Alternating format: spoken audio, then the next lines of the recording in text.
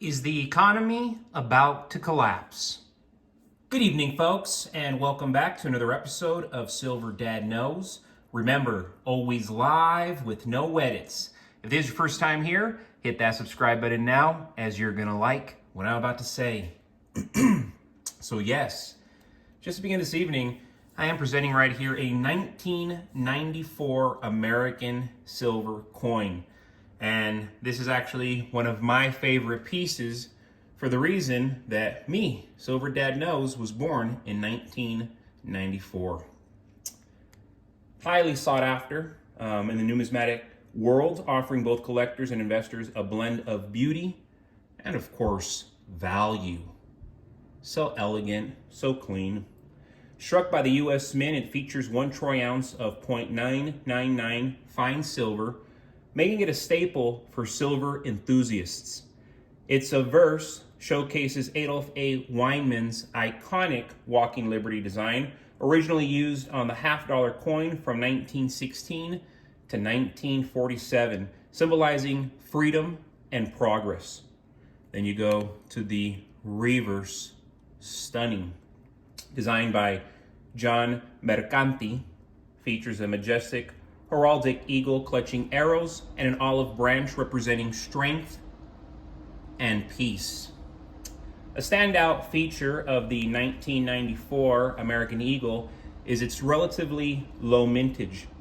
With less than 4.3 million coins minted, it is one of the rare years in the series compared to more modern issues. The scarcity adds a premium to its value, especially in mint condition, and certified examples graded by PCGS and NGC.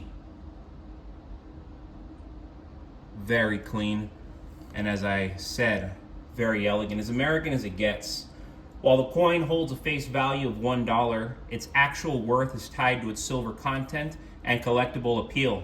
As part of the American Eagle series, it's also IRA eligible, making it a favorite choice for those diversifying retirement portfolios with physical precious metals. It's a tangible piece of American craftsmanship and history.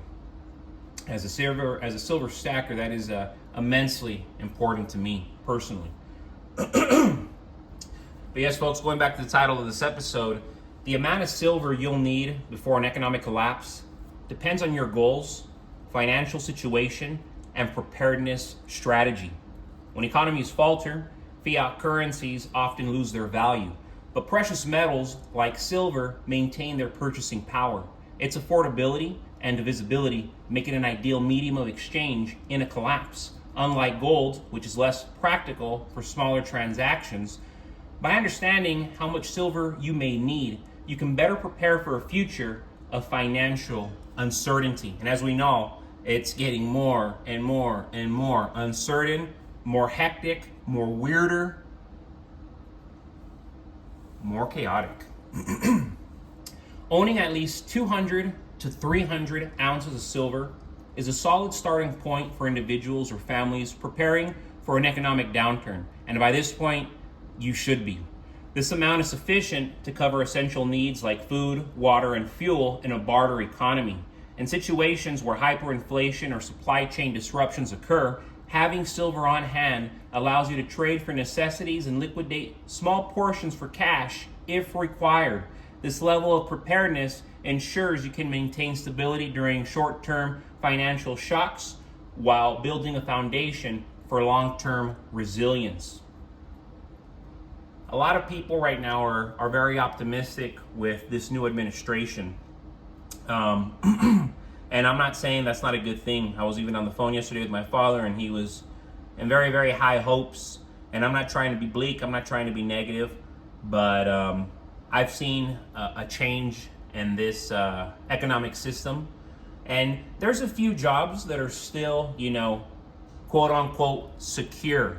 But I'm going to say most jobs, 80% of jobs, and this isn't by no means exaggerating, 80% of jobs are at risk of changing drastically because of AI and are at risk of going in other directions because of this faltering economy, because of the fact that most Americans have already gone bust. Everybody's living off of credit cards. I understand there's about 10 to 15% of us that aren't, but let's look at the reality.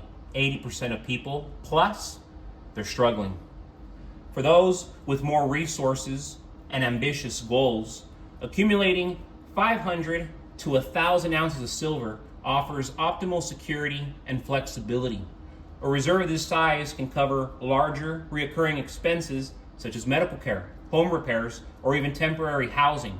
Additionally, during economic collapses, silver prices often surge as demand spikes.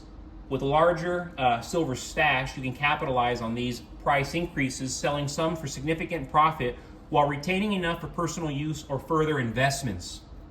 This reserve can also enable you to purchase undervalued assets like property or businesses, positioning you for post-collapse recovery and long-term financial success. To build your silver holdings effectively, focus on acquiring small, divisible forms like 1 ounce rounds, which I showed here, 90% junk silver, pre-1965 coins, or fractional bars. These forms are easier to trade in a collapse scenario and more practical for everyday transactions. Start stacking consistently to build your reserves without straining your budget. Whether you aim for 200 ounces or 1,000, taking steps to accumulate silver now ensures you're prepared for economic turmoil. Silver's proven track record as a store of value makes it an essential asset for protecting your wealth and safeguarding your family during uncertain times. And as I said, folks, not to be negative, not to be bleak, but I look around, I look at most people, and I have friends who, yes, they're sitting on hundreds of thousands of dollars. Others I know who probably have millions, but let's be honest. Most people are not holding that much. Sure, they might have a fancy car in their driveway, but do they have $250,000 in their savings? Probably not. Far from it, probably. What I'm seeing a lot of the time is I'll see people with fancy cars, and trust me, I used to be one of these people.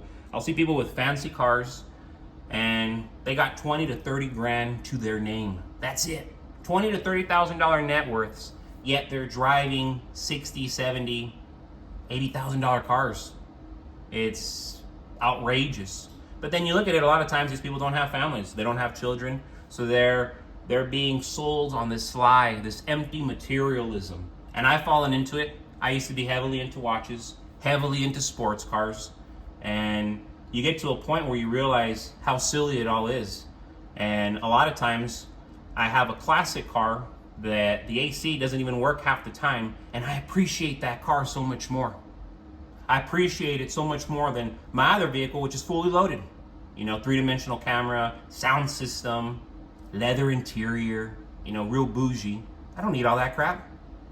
And that's the problem with Americans. They think they need all these things, and that's why they're living on edge. They're living paycheck to paycheck. Don't be one of them, folks. Stack silver. Prepare yourself for the inevitable. But as always, thank you so much for joining us for another evening of Silver Dad Knows. God bless you. God bless your household. And as always, God bless America.